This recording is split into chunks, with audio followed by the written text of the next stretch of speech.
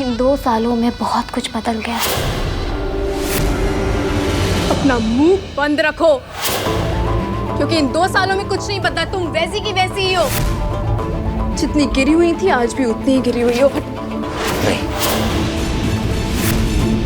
हमारे सामने से हट जाओ, क्योंकि इसने हमारे अम्मा पापा के साथ जो किया उसके साथ मिलेगी। कभी हमारे सामने से हटो। वजह है, कोई वजह है ज़रा, कोई वजह है प्लीज।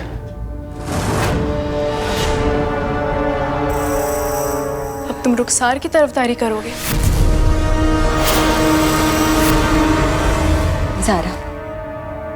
सारा रुखसार को माफ कर दो, हम तुम्हारे आगे हाथ जोड़ रहे हैं। हम अमान की कसम खा के कहते हैं, हमें नहीं पता था कि रुखसार किस इरादे से यहाँ आ रही है। अगर हमें पता होता हम उसे कभी यहाँ आने नहीं देते। बच्चों, आप माफी क्यों मांग रही हैं? हमने जो कुछ किया है हमने जानबूझ के किया है, और हम ये डंके की चोट पर कहते हैं। हमने तुम्हारे चेहरे से नकाब हटाना था और हमने नकाब हटा भी दिया। तुमने हम पर इसीलिए हमला किया ना क्योंकि हमने तुम्हारा प्लान चौपट कर दिया। हमने सबके सामने जाहिर कर दिया कि तुम नरगिस नहीं ज़ारा हो। चुप हो जा रुखसार, चुप। नहीं होंगे चुप। अरे आप लोगों को तो हमारा शुक्रगुजार होना चाहिए, पैर धोकर पानी पीना चाहिए, क्योंकि हमने आपकी भगोड़ी लड़की का पर्दाफाश कर दिया, जिसने आप लोगों के आंसू, आप लोगों का दुख, आप लोगों की तकलीफ, आप लोगों की हालत, आप लोगों की मजबूरी, आप लोगों की बेटी होने का फर्ज कुछ नहीं निभाया। न जाने किस मकसद से वहां पर अपनी जिंदगी बिता रही थी। तुम सिखाओगे हमें फर्ज, हम पे इल्जाम लगाओगी? अपने आप को देखा है? पूरी जिंदगी जिसकी गुनाहों में बीती है ना, वो हमें फर्ज ना सिखाए और ना ही हम पे इल्जाम लगाए। एक माँ बेटी के दर्द के बारे में क्या जानती हो तुम? हमसे दूर रहो। हमारी पूरी जिंदगी अल्लाह की निगहबानी में बीती है, उसके हदीस के हद में बीती है। हम अपने अम्मा अब्बा से दूर जरूर है, लेकिन कभी भी उनसे जुदा नहीं है।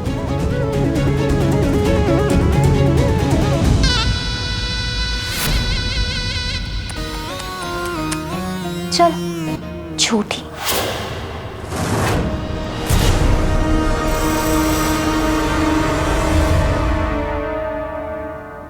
हम नरगिस बनकर जरूर जिए, लेकिन हम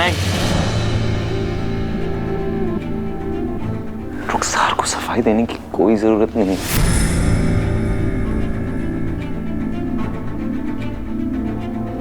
और जीनत भाभी, आप अपनी इस बहन को लेके जाएंगे? रुखसार चलो चलो यहाँ से चलो। हमें तो लगा था कि हमें यहाँ आकर हमारे कारनामे के लिए तारीफ मिलेगी, इनाम मिलेगा, मगर यहाँ तो हमें खाली हाथ जाना पड़ रहा है। साथ चलो यहाँ से। सच कहें तो इस रुखसार का कुछ नहीं हो सकता, ये कभी नहीं सुधर सकती।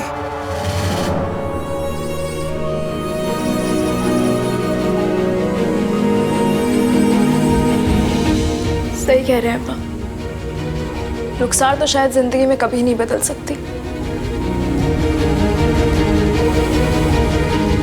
लेकिन हमारे शहर काजी साहब को क्या हुआ है? जसीम भाई, आप सब खैरियत तो है? सब खैरियत। ज़रा बेटी आई हुई है, हम उसे मिलना चाहते हैं।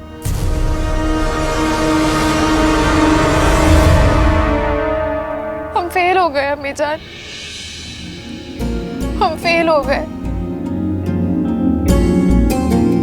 हमें एहसास तक नहीं हुआ कि हम इतने ज्यादा कमजोर हैं।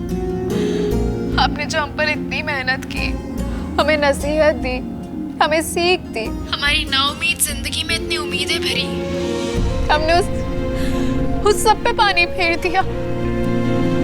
हम अपने जज्बात खो बैठे और अपने गुस्से पे कंट्रोल ही नहीं कर पाए। अम्मी जान, अगर आज कबीर बीच में नहीं आता ना, हम उस रुखसार को जान से मार डालते।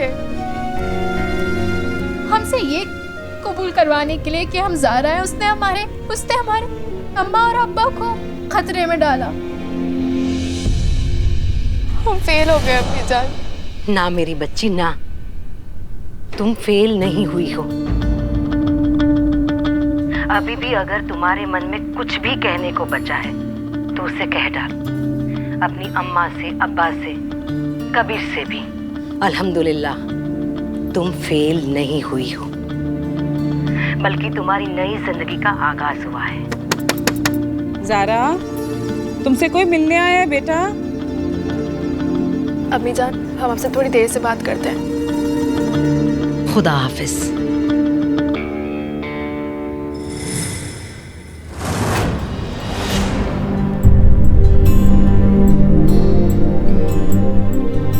जसीम चाचा, अस्सलाम वालेकुम।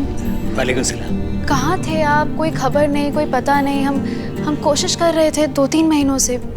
बेटा ज़ारा, आप जसीम चाचा के टच में कैसे? चाचा जान, माफ कीजिएगा, इन्हें आपको पहले से पता था कि ज़ारा जिंदा है, और आपने किसी को नहीं बताया, ना हमें, ना काजी साहब को, ना खाला जान को। जी जसीम भाई, आपने ये सब क्यों छुपाया? क्यों नहीं बताया हमें?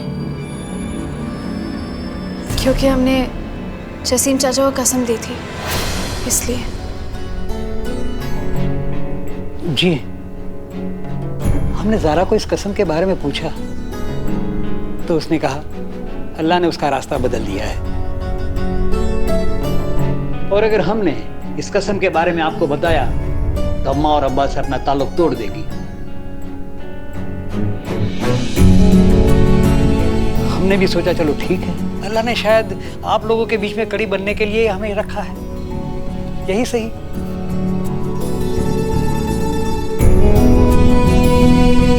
अम्मा, हम एक अलग रास्ते पे जरूर थे, लेकिन हमें आप दोनों का ख्याल था।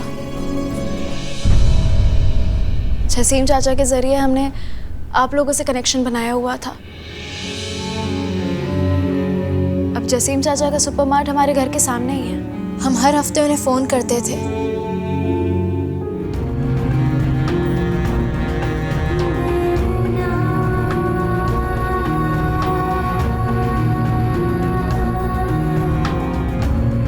जसीम भाई हम लोगों के लिए गिफ्ट लेकर आते थे, वो ये कहकर कि वो आपके बेटे ने दुबई से भिजवाए हैं, वो हमारी ज़ारा भिजवाती थी।